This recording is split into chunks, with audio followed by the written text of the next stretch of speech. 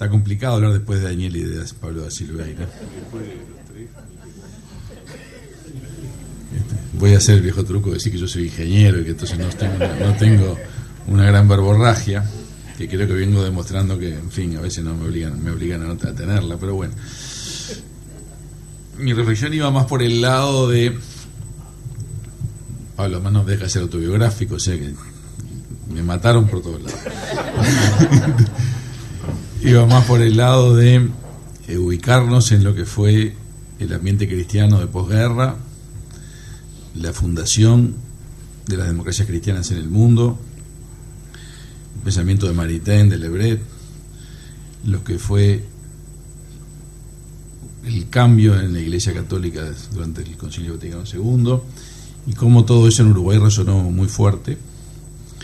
Cambió mucho el ambiente de la militancia católica, porque hay que decirlo, la militancia católica, y fue volcando a mucha gente hacia la problemática social, hacia la necesidad de transformar el mundo en el presente, y no solo de tener una vida espiritual rica, pero tal vez disociada de esa problemática. Y Juan Pablo fue un exponente de eso, un exponente del compromiso con la transformación de la realidad. Es cierto que la Iglesia Católica en América Latina después empezó a radicalizarse, vino las asociaciones con la guerrilla, Camilo Torres, vino la teología de la liberación, vino la mezcla del romanticismo revolucionario con la búsqueda del paraíso en la tierra y todas aquellas cosas que muchos de nosotros que venimos de ese palo vivimos, y toda la efervescencia que hubo en reflexión. Y en ese contexto creo que da Silveira lo planteó, digo da Silveira porque no le diga Pablo, sino porque hay dos Pablos acá al lado. No estamos tan peleados en el gobierno, es difícil convivir, pero no tanto. Pintó muy bien cómo Juan Pablo en ese mundo, en esa ebullición del pensamiento cristiano, pero también en esa ebullición del pensamiento en general, con todo lo que fue la Revolución Cubana y sus empujes en toda América del Sur, el auge de los movimientos guerrilleros y también, por supuesto, de la reacción a todo eso, cómo Juan Pablo en esto fue original, fue personal, fue propio, marcó una impronta y marcó a una generación que somos nosotros. Esa cuestión de pensar en profundidad, de pensar con originalidad, pero también con muy fuerte arraigo en sus valores y en su profunda concepción filosófica. Y combinar eso con la acción política. Y combinar eso también con la acción profesional, con ser un investigador, con ser un arquitecto. Y combinarlo además con ser un padre de familia y con tener una familia numerosa y una familia a la que es, por lo menos la parte que yo conozco, le dejó una impronta fuerte.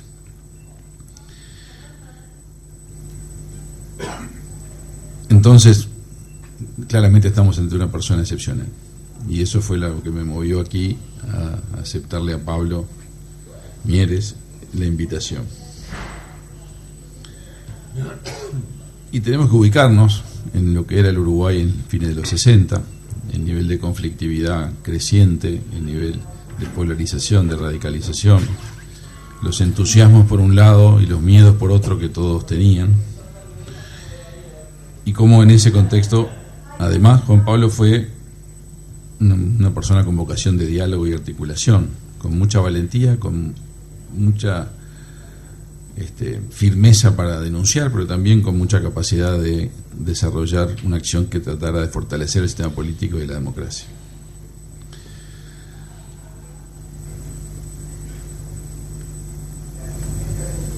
Me parece que vale la pena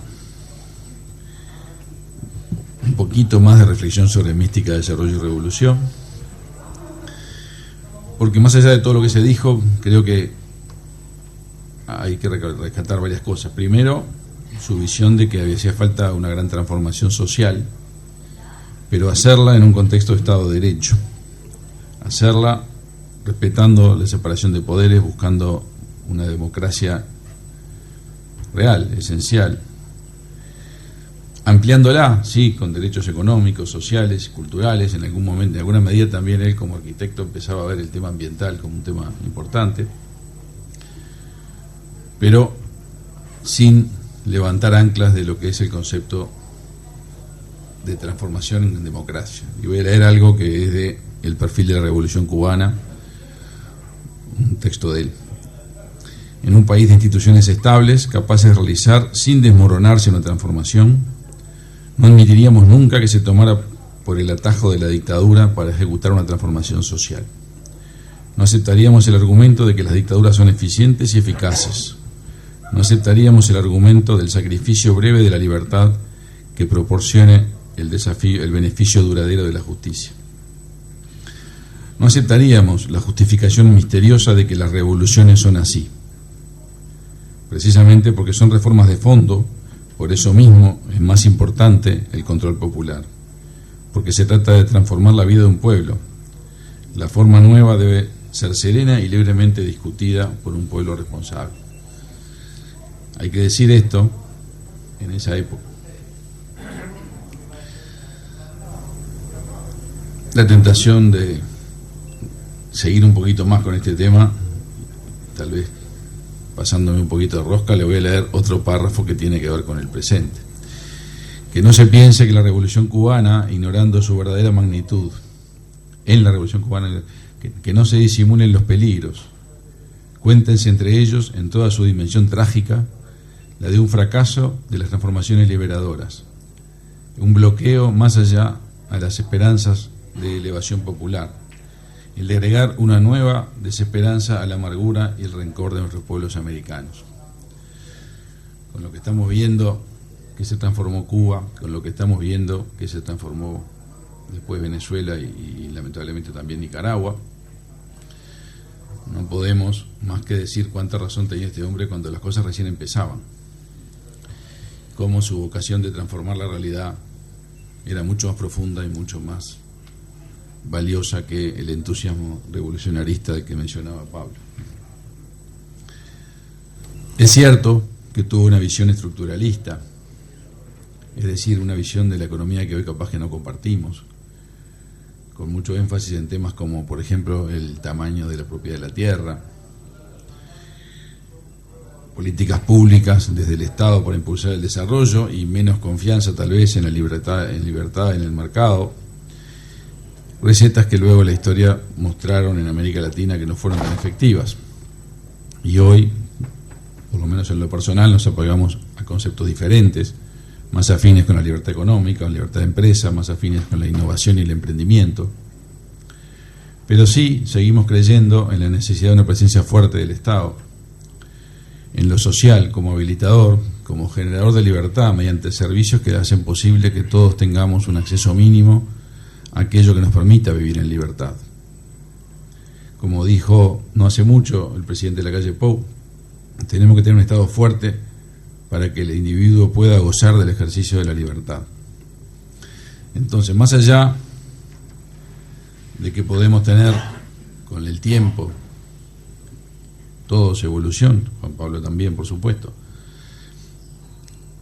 creo que hay que rescatar el profundo humanismo, su foco en el hombre como fin en sí mismo, el Estado como medio para asegurar la libertad y a través de ella el ascenso humano, la política entendida como ejecución de la elevación humana.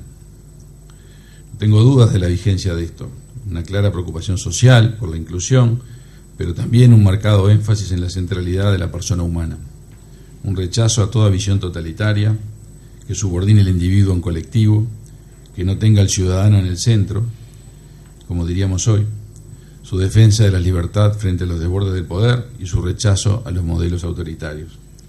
Fue un hombre de su tiempo, fue un tiempo turbulento, un tiempo complejo, pero él defendió con mucha valentía sus convicciones, aportó reflexiones importantes al pensamiento político nacional.